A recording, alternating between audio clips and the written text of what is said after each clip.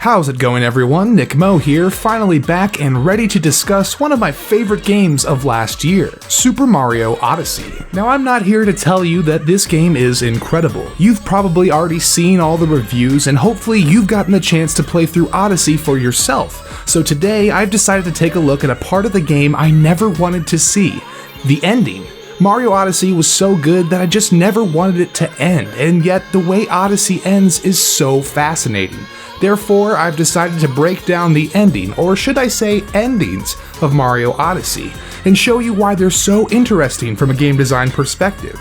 But fair warning, if you've not finished Mario Odyssey and want to see all of this for yourself, save this video and come back when you've completed the game.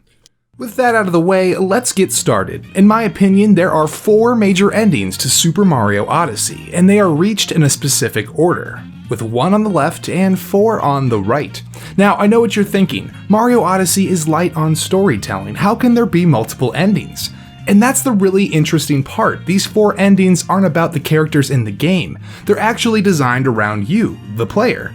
You see, Nintendo knows that every story needs a good ending, and so they've created an ending for every type of Mario Odyssey player. And inside each of these endings, there are secrets and incredible nods to Mario's past.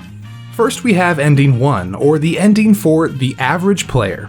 This is the ending designed for players of all ages and skill levels. To reach it, Mario must collect a minimum of 124 power moons, which represents about an eighth of the game's total moons. Now, because this is the ending most players will see, Nintendo is sure to give them a proper ending to the Peach and Bowser wedding story, with Mario arriving just in time to save the day. The credits roll, and we are given a big reward. Mario returns to the Mushroom Kingdom, revealing a vast new play area with tons to do and see. Now, for most players, this is the end. They've saved the princess, and now they can explore a bit more if they choose to, but they don't need to.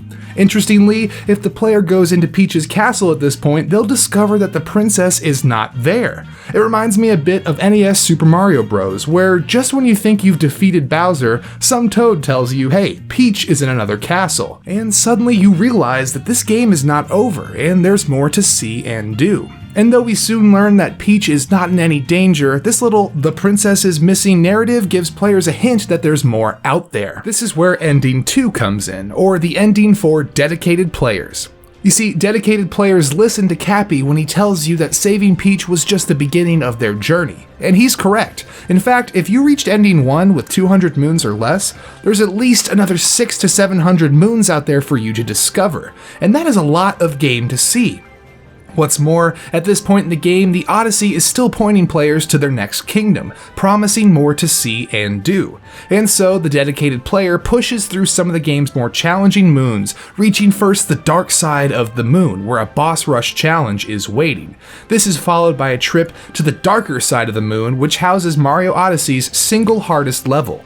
This final level is tough, but completing it is very satisfying, and it gives us our second ending. Upon reaching the end of this final challenge, we are greeted with a thank you from Nintendo, and then Mario and Cappy share a bittersweet moment. Nostalgic music plays, and Cappy tells Mario how much he enjoyed their trip together. This scene here where Mario climbs the tower is incredibly well done because this climb lasts a bit longer than you think it does. Though it's supposed to be an exact copy of the tower you climbed in New Donk City, this final tower on the darker side is actually a bit taller. So just when you think it's all over, you get to experience a few final moments of surprise and exploration. And then it all comes to an end. It's a clever trick to catch the player off guard and to play with their memories of the game. Realistically, this is where even a dedicated player would take a break. After all, at this point you've gathered most of the game's moons and conquered its hardest level. There are no new kingdoms to discover, and yet there is somehow more to do. This is where Ending 3 comes in, or what I call the Completionist ending. For the most diehard of Mario fans, just visiting every kingdom isn't enough. For these completionists to be satisfied, they need to have every single moon, and they need to see that gold star on every map, telling them that they've collected every moon in each kingdom. This is where, in my opinion, Mario Odyssey begins to change. People talk a lot about the endgame of Mario Odyssey, but in my experience, the endgame doesn't really start until you've collected at least 500 moons. This is because the next 380 moons require a ton of time to track down. Some of these moons are incredibly difficult to find on your own, so you're going to need to rely on the Hint Toad or Talkatoo to give you hints or clues.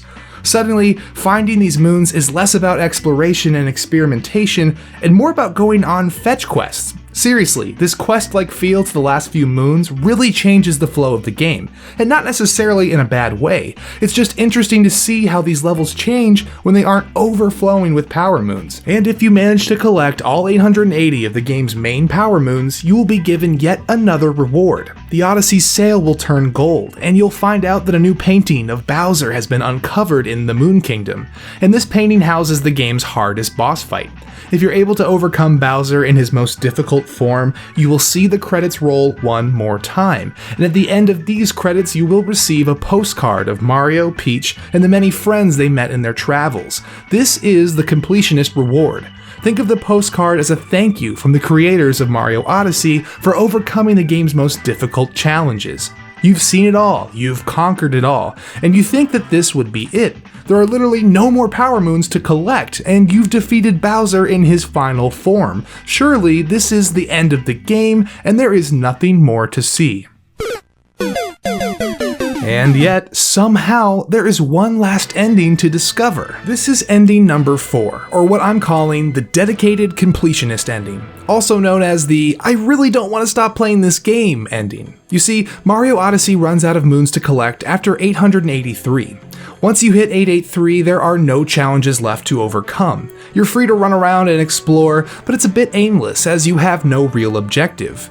However, you can still collect coins, and when you decide to spend these coins at a Crazy Cap store, you may realize that you can buy more power moons, in multiples of 10 if you have enough coins. These extra moons are actually there for less skilled players. Nintendo felt that everyone should be able to see the endgame content even if they aren't skilled enough to complete every challenge, and so you can just buy power moons to see later portions of the game. For someone who's already beaten the game, you soon realize that if you spend enough coin, you'll be able to max out your power moon counter at 999 moons. And so, one last quest begins. To collect roughly 12,000 coins, or enough coins to make your moon count go all the way to 999. Now you'd think that this would make for one last final trip around the world with Cappy, collecting coins and having fun, but what it really represents is a grind to get rich as quick as possible. In fact, I shamefully spent most of my time right here, on this rooftop in Bowser's Kingdom, where one of the game's best coin farms resides. I ran this specific challenge room over and over until I had enough coins to max out my moon count, and when I did, I felt a bit dirty, but I made it to 999, and that's all I cared about. Once you reach 999, Cappy tells you of a surprise at Peach's castle. We travel to the Mushroom Kingdom, and there, on top of the castle, is Mario Odyssey's final reward. For those dedicated enough to farm coins and keep playing this game even though there is literally nothing left to do, you're given a handsome top hat which sits atop Peach's castle. And upon climbing to the very top of the castle, there you will find one last pin for Cappy to spin around, and when you do, this is what happens.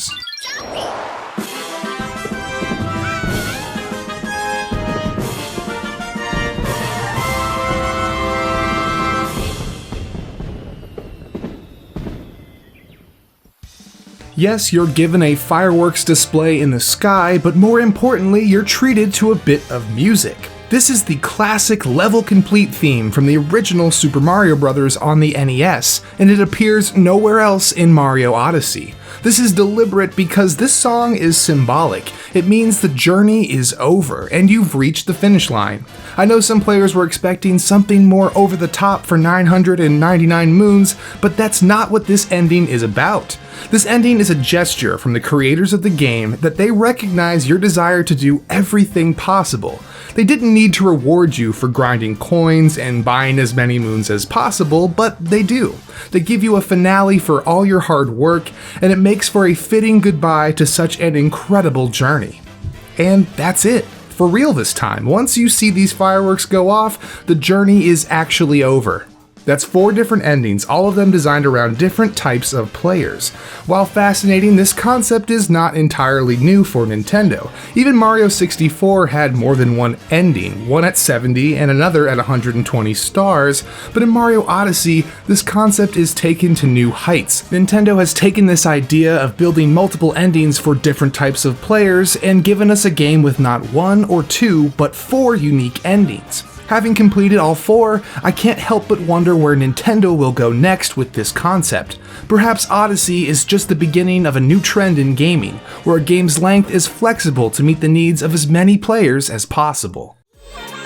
Thank you all so much for watching and supporting the channel. I'd love to hear your thoughts on Mario Odyssey and its endgame content in the comments below. Until next time, I'm Nick Mo, reminding you to find your game.